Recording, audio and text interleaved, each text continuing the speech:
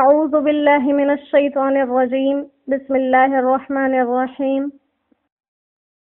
اانتم اشد خلقا ام السماء بناها اانتم کیا تم اشد خلقا بنانے میں زیادہ مشکل تھے ام السماء یا آسمان بناها کہ اس اللہ نے اسے بنا دیا. کیا تمہارا بنانا زیادہ مشکل تھا یا آسمان کا کہ اس نے اس کو بنا دیا، یعنی اللہ نے. رفع اونچا کیا، سم کہا اس کا ابھار، فسواہا پھر اس کو برابر کر دیا، اس کے ابھار کو اونچا کر دیا اور پھر اس کو برابر کر دیا. وَأَغْطَشَ اور اندھیرا کر دیا، لیلہا اس کی رات کو، وَأَخْرَجَ ضُحَاهَا اور کھول کر نکالی اس کی دھوپ، والارض اور زمین کو بعد ذالک اس کے بعد دحاها بچھا دیا. اخرج منها اور نکالا اس سے، ماءها اس کا پانی، ومرعاها اور چارہ، والجبال اور پہاڑوں کو، ارصاها اس نے قائم کر دیا، گاڑ دیا. متاعا لکم تمہارے فائدہ اٹھانے کے لیے، ولانعامکم اور تمہارے چوپایوں کے لیے. فَإِذَا جَاءَتِ الطَّامَّةُ الْكُبْرَى فَإِذَا پھر جب، جاءت آ جائے گی، الطَّامَّةُ الْكُبْرَى وہ بڑی ہنگامے والی، جب آ جائے وہ بڑا ہنگامہ. یوم یتذکر الانسان یوم اور جس دن، یتذکر سوچے گا انسان، یاد کرے گا انسان، ما سعی جو اس نے کمایا. صدق اللہ العظیم. سورۃ النازعات آیت نمبر 27. اور اللہ سبحانہ و تعالی انسان کو غور و فکر کے لیے حسب معمول اس کے اپنے نفس میں اور اس کے ارد گرد کے ماحول میں سے نشانیاں بتا رہے ہیں.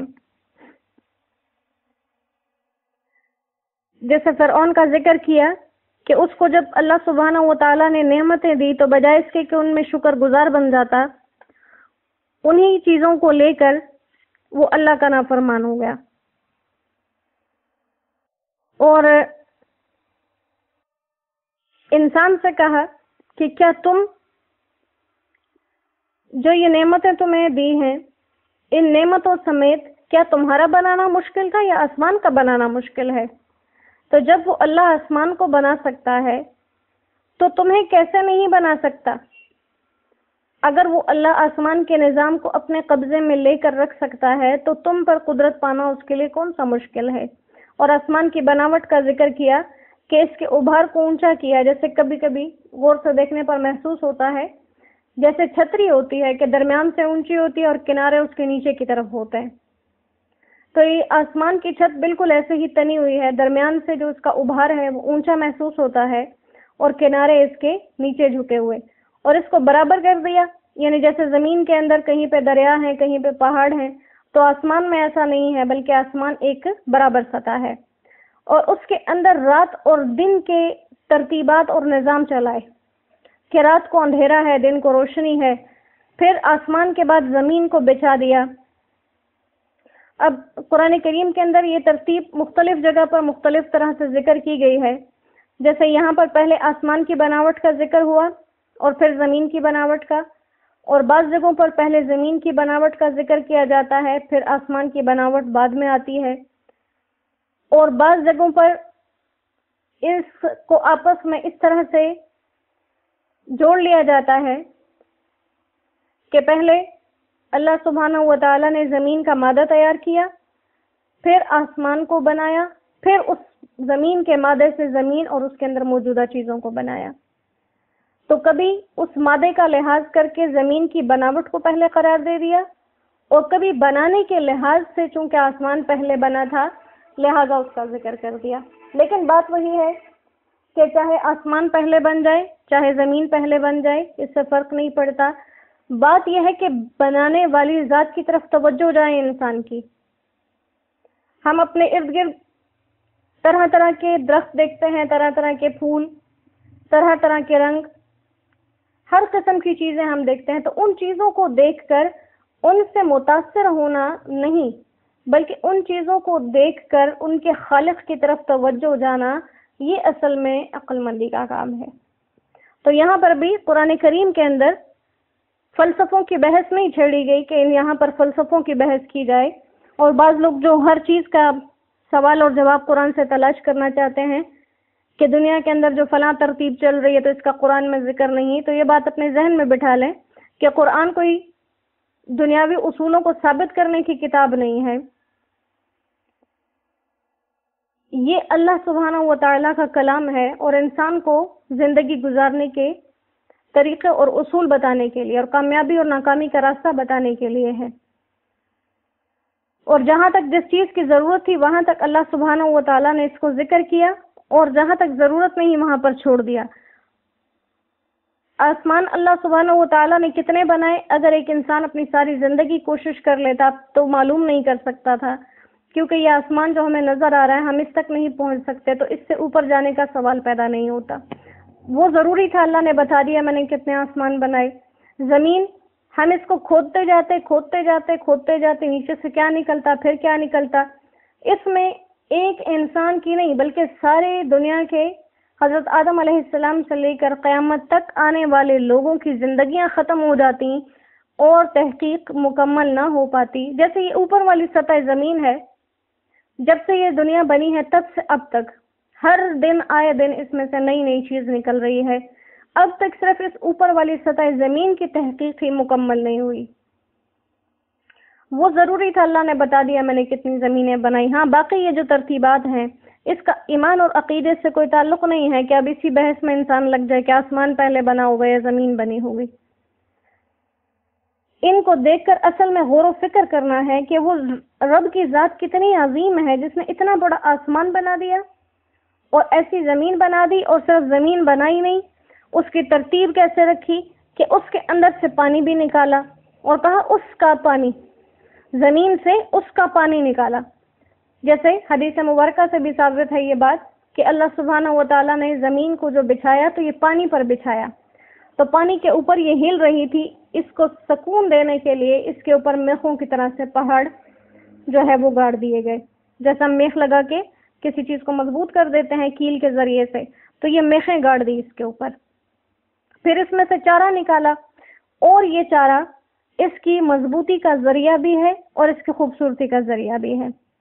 جیسے ہم دیکھتے ہیں عموماً جن موسموں میں بارشیں زیادہ ہوتی ہیں اس میں یہ فالتو پودے زیادہ اگاتے ہیں زمینوں پر، تو یہ اللہ سبحانہ و تعالیٰ کی ایک عظیم قدرت ہے۔ جب پودے زمین پر نکلتے ہیں تو وہ مٹی کو مضبوطی سے اپنے ساتھ جکڑ لیتے ہیں اور وہ مٹی بارش کے ساتھ بہتی نہیں۔ اگر یہ زمینیں ساری ایسی چٹیلیں رہیں تو یہ بارش کے ساتھ بہت زیادہ نقصانات ہو جائیں، تو وہ اللہ کی ذات ہے اور بہت ہی بہترین مخالق اور مالک ہے۔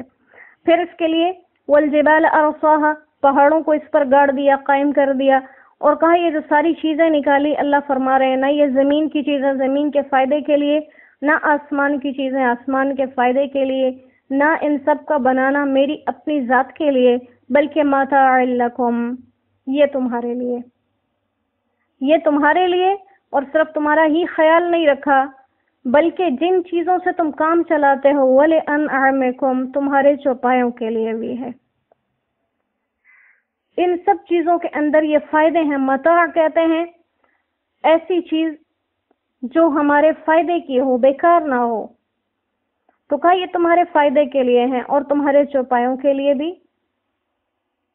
اور انسان کو پھر متوجہ کیا کہ دنیا کے اندر کتنا تمہیں سب کچھ دیا، اتنی مضبوط مضبوط چیزیں بنائیں، اور اس کے اندر رہ کر تم غفلت کا شکار ہو جاتے ہو، لیکن ایک سخت گھڑی آنے والی ہے، اور کہا بڑا ہنگامہ، الطامۃ الکبریٰ، بڑا ہنگامہ۔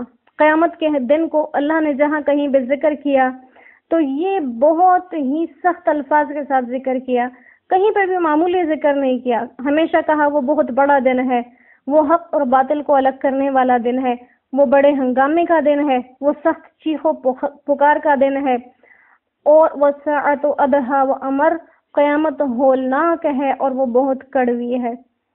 تو ایک چیز اللہ سبحانہ و تعالیٰ کی ذات خود عظیم ہے، جب وہ کسی چیز کو ہمارے سامنے بڑا کر کے بیان کر دے تو اس کا مطلب یہ ہے کہ وہ چیز واقعی ہی اتنی خطرناک ہے۔ یہ دنیا، یہ کائنات کتنی بڑی ہے، لیکن کہیں پر بھی اللہ سبحانہ و تعالیٰ نے یوں نہیں کہا میں نے تمہارے لیے بہت عظیم الشان دنیا بنائی، نہیں، بلکہ کیا کہا کہ تمہارے ایسے کام کے لیے بنائی جس سے فائدہ اٹھا سکتے ہو، اور اسی فائدے کو ہم نقصان میں بھی بدل دیتے ہیں خود۔